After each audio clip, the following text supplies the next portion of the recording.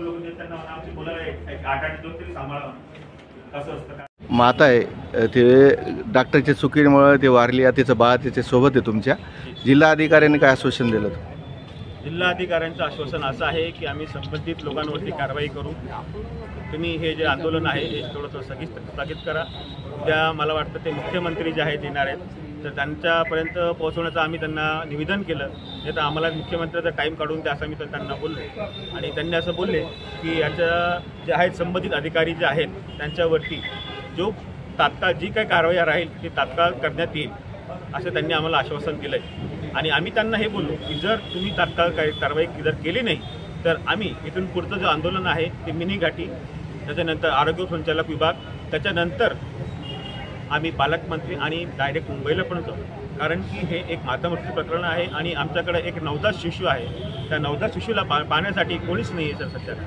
आणि या नवजात शिशूच्या संगोपनासाठी मी सरांशी मागण्या केल्या की संगोपन, त्याचं शिक्षण आणि पीडित परिवाराला कमीत कमी 50 लाखाची आर्थिक मदत तरी त्यांनी करावी. या प्रकरणामध्ये कोण जिम्मेदार वाटतं तुम्हाला? या प्रकरणामध्ये सगळ्यात पहिले जर बघितलं तर ऑपरेशन करणारे डॉक्टर मसरत शेख, त्याच्यानंतर आशा भालेराव ओटी इंचार्ज, त्याच्यानंतर पद्मजा शराफ जे मेडिसिनचे आहेत, आणि सर्वात मोठं म्हणजे जे निर्णय घेणारे आहेत CS डॉक्टर दयानंद मोती पिवळे का पवळे ते मला मोती पवळे यांनी जर त्यावेळेसच जर त्यांनी जर योग्य तो निर्णय घेतला असता तर आमची आज मुलगी जी असती ती लगावली नसती, एक माता मृत्यू प्रकरण झाला नसतं. एक 20 वर्षाची मुलगी त्यांनी आमच्याकडून हिरावून घेतली. आणि ते जे आहे ते डायरेक्ट त्यांनी त्याच्यामध्ये आम्हाला जे रिपोर्ट भेटलं आहे पोस्टमॉर्टम रिपोर्ट, प्रायमरी असो किंवा फायनल असो, त्या फायनल रिपोर्टमध्ये त्यांनी त्याच्यामध्ये असं दिसतंय की सर्जिकली मॅनेज म्हणून असं त्याच्यामध्ये आलेलं आहे. म्हणजे याचा अर्थ असा झाला आहे की तुम्ही तुमच्या डॉक्टरांच्या चुकीमुळे हे झालं आणि त्याची तुम्ही दखल घेतली नाही. एक CS नात्याने जे तुम्ही ते CS आहेत त्या नात्याने तुम्ही त्याची दखल घेतली नाही. जर दखल घेतली असती तर टायमावरती याचा उपचार झाला असता मुलीचा, आणि आमची मुलगी आणि आज मुलाची आई आज जिवंत राहिली असते. या अहवालामध्ये काय निष्पन्न झालेले आहे आणि समितीने काय निर्णय घेतलेला आहे? सगळ्यात पहिले आम्ही तिथं जेव्हा मृतदेह घेऊन गेलो दिनांक 8 तारखेला, आम्हाला तिथेल CSनी आणि डॉक्टर पद्मजा शराफ यांनी आम्हाला आश्वस्त केलं होतं की आम्ही कमिटी नेमू.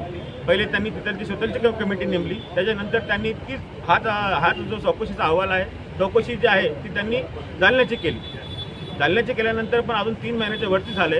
अजून आम्ही प्रत्येक कार्यालयात प्रत्येक याच्यामध्ये जातोय. त्यांनी आमची फक्त इकडून तिकडे हेळसांड केली. पोलीस स्टेशनमध्ये पण गेलो. ते म्हणतात की अजून अहवाल आलेला नाही, अहवाल अजून गुलदस्त्यातच आहे. डॉक्टर कांचन वांड्रे मॅडम यांच्याकडे आम्ही भरपूर वेळेस गेलो. त्यांनी आम्हाला सांगितलं की हा जो अहवाल आहे आमच्याकडे नाही, तुम्ही मोठ्या घाटीमध्ये बघा. मोठ्या घाटीमध्ये गेलो, ते म्हणतात की जालना घाटीमध्ये बघा.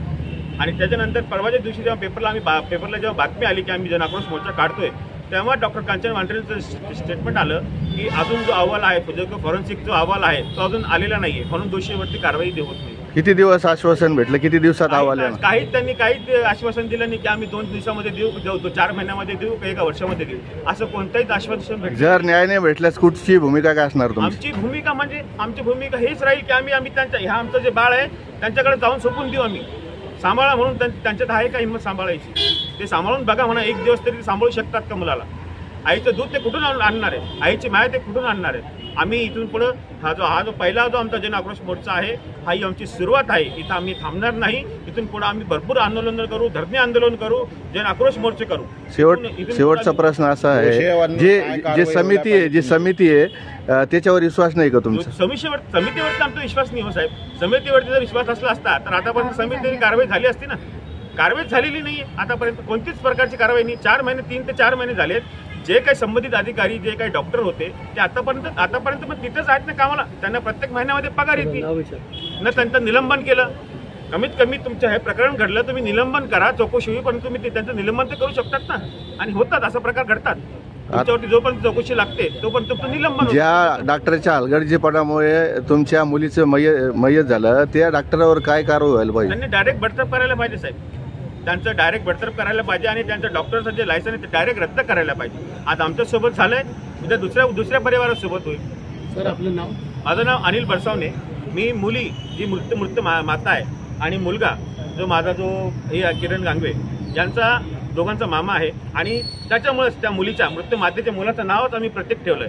आता या प्रतीकला तुम्ही किती न्याय देतात हे तुमच्यावरती आहे. जर तुम्ही न्याय नाही देऊ शकत तर आम्हाला सांगा. आम्ही आंबेडकरवादी, संत रोहिदासवादी आहोत. आम्ही आमचं न्याय